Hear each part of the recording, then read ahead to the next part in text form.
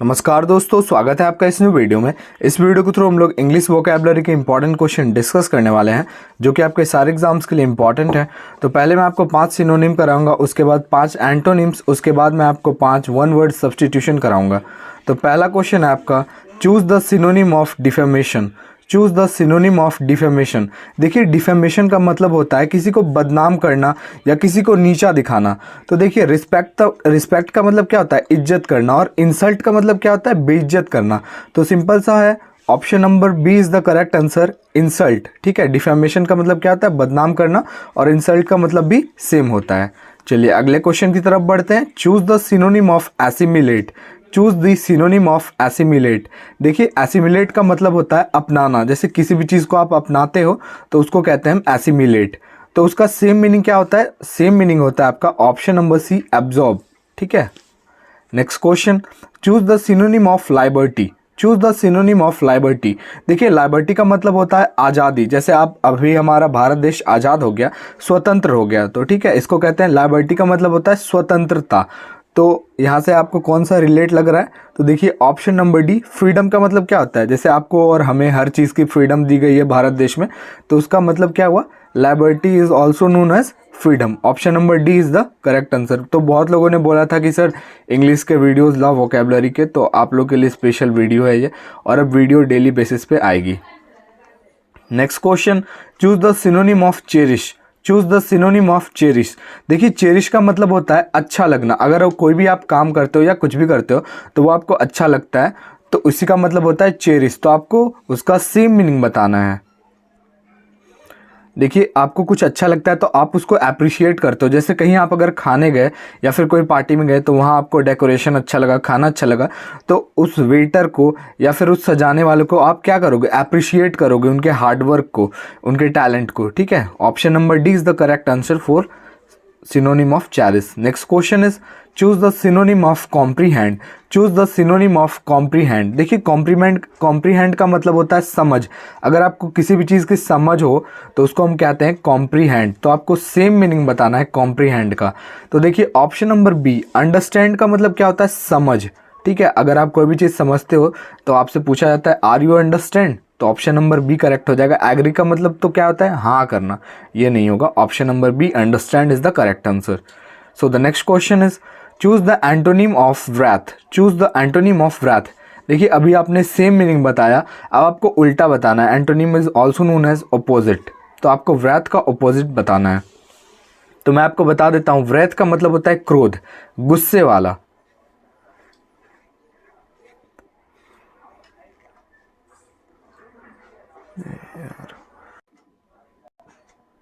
तो देखिए, गुस्से वाला होता है व्राथ का मतलब। तो ऑप्शन नंबर बी जो है, जेंटलनेस, मतलब कोई भी इंसान जेंटल होता है, पोलाइट होता है। Option number B is the correct answer. यहाँ आपको उल्टा बताना है। ठीक है, next question, choose the antonym of terminate. देखिए, टर्मिनेट का मतलब होता है किसी भी चीज़ को समाप्त कर देना। जैसे अगर कोई इंसान किसी पद पे है, जैसे ये एक प्रेसिडेंट है, ठीक है, ये एक प्रेसिडेंट है, अगर इनको इस पद से टर्मिनेट कर दिया गया, मतलब हटा दिया गया, तो आपको यही बताना है टर्मिनेट का मतलब क्या होता है? किसी भी काम को समाप्त कर देना या उस काम को हटा देना। तो सिंपल सा है, ऑप्शन नंबर ए, स्टॉप। बिगिन का मतलब क्या होता है? शुरुआत। सॉरी, ऑप्शन नंबर बी, क्योंकि यहाँ पे उल्टा पूछ रहा है ना, तो स्टॉप तो सेम ही हो गया ना, टर्मिनेट का एंड भी सेम हो गया, हॉल्ट भी सेम हो गया। Option number B is the correct answer, begin means शुरुआत। Next question is, choose the antonym of diverge. Choose the antonym of diverge. तो देखिए, डाइवर्ज का मतलब क्या होता है? पहले आपको हिंदी जानना पड़ेगा, उसके बाद आप अल्टरनेटली कर लोगे। डाइवर्ज का मतलब होता है हट जाना। तो अब आपको बताना है डाइवर्ज का उल्टा क्या होता है। तो देखिए, डाइवर्ज का उल्टा होता है कॉन्वर्ज। देखिए, डाइवर्ज का मतलब होता है हट जाना और कॉन्वर्ज का मतलब होता है एकाग्र होना। Option number D is the correct answer. And the next question is, choose the antonym of aware. Choose the antonym of aware. Aware का मतलब होता है, जैसे अगर कोई दुर्घटना घटने वाली है या फिर कोई भी चीज़ आपके साथ होने वाला है, तो उसके लिए आप पहले ही अवेयर हो जाते हो, मतलब कि सावधान हो जाते हो, तो उसको कहते हैं अवेयर। मतलब कि आप अवेयर रहो, जागरूक रहो। तो ऑप्शन नंबर ए, इग्नोरेंट। जैसे कि कोई अवेयर है तो उसको इग्नोर कर रहा है, उल्टा तो यही होगा ना, इग्नोर करना। Option number A correct answer. Next question is, choose the antonym of benevolent. Choose the antonym of benevolent. देखिए बेनिवोलेंट का मतलब होता है दयालु, और ऑप्शन नंबर बी सेल्फिश का मतलब होता है जो बस अपने बारे में सोचता है। Option number B is the correct answer. Next question is a person who know many languages. A person who know many languages, ऐसा व्यक्ति जो बहुत सारे लैंग्वेजेस जानता हो, मतलब बहुत सारे भाषाएं जानता हो, तो उसको कहते हैं हम polyglot. Option number A is the correct answer. Next question is one who believes in fate. One who believes in fate, जो भाग्य में विश्वास रखता हो उसको क्या कहते हैं? तो देखिए जो भाग्य में विश्वास रखता है उसको हम कहते हैं fatalist. Option number D is the correct answer. Next question is one who is appointed to settle dispute between two parties. देखिए डिस्प्यूट का मतलब होता है ना, किसी दो पर्सन के बीच में अगर कोई झगड़ा हो गया तो उसको कौन सेटल करेगा, तो उसको अपॉइंट करने वाले को क्या कहते हैं, जो उसको अपॉइंटेड होते हैं उसको क्या कहते हैं? उस डिस्प्यूट को, उस झगड़े को सॉल्व करने वाले को, दो पार्टीज के झगड़े को सॉल्व कर, जैसे एक बीजेपी पार्टी है, जैसे मैं यहाँ पे आपको समझाता हूँ, जैसे ये एक पार्टी है बीजेपी, ये एक पार्टी है आईएनसी, ठीक है, Indian national Congress.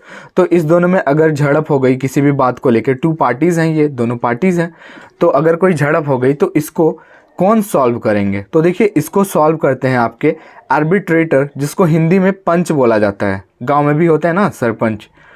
Next question is one who is unable to पे वंस डेब्ट। One who is unable to पे वंस डेब्ट, इसका मतलब ये हुआ जो खुद का, जैसे अगर किसी ने बैंक से कर्ज लिया 10 लाख 20 लाख तो बहुत कम हुआ, 10 करोड़ 20 करोड़ से भी ज़्यादा कर्ज लिया और वो उसको चुका नहीं पाया, मतलब कि वो दिवालिया हो गया। बहुत सारे लोग हैं ऐसे इंडिया में जो कि अब बाहर जा चुके हैं। Option number D bankrupt is the correct answer. And the last question is one who doubts in every good thing. ऐसा व्यक्ति जो हर अच्छे काम में संदेह करता हो। डाउट का मतलब क्या होता है? संदेह करना। तो ऐसे व्यक्ति को हम कहते हैं साइनिक, ठीक है। Option number A is the correct answer. तो वीडियो को ही एंड करते हैं। वीडियो अच्छा लगा और हमारे चैनल पे आप नए हो तो लाइक शेयर एंड सब्सक्राइब जरूर करें।